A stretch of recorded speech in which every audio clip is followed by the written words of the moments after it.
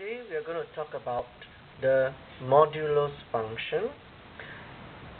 I want you to refer to your textbook, chapter 5 on page 107. Now let's define what is a modulus function.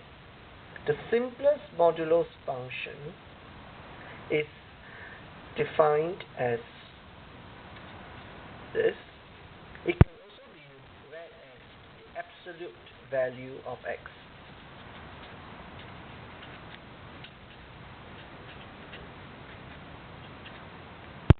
So what is the absolute value of x? It can be pictured as the distance of x from a fixed point O. For example, what is the absolute value of -5? So this means what is the distance of -5 from a fixed point O? Some of you probably can guess by now that it has to be a positive number because distance is positive. So -5 is here, even though x is -5, but the distance of -5 from the fixed point O, the distance is 5. So modulus of -5, okay, is 5. How about the modulus of 5?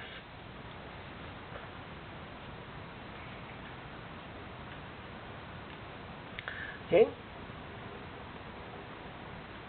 so we are asking the same question: what is the distance of 5 from a fixed point O? So the distance of 5 from a fixed point O is still 5.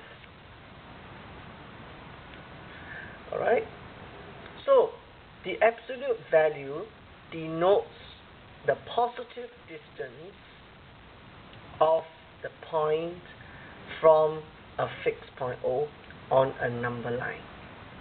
That is a very simplistic way of talking about absolute value. Let's give a formal definition. Alright, so the formal definition would be the modulus of x, or absolute value of x. We can read this as modulus of x, or absolute value of x, is defined as x. That means it takes on the value of x if x is greater or equals to 0. Right? What if x is a negative number? If x is a negative number, then the modulus of x will be negative x. We have already seen in one of the examples here. If x is -5, okay, then the modulus of -5 is negative of negative x. Okay.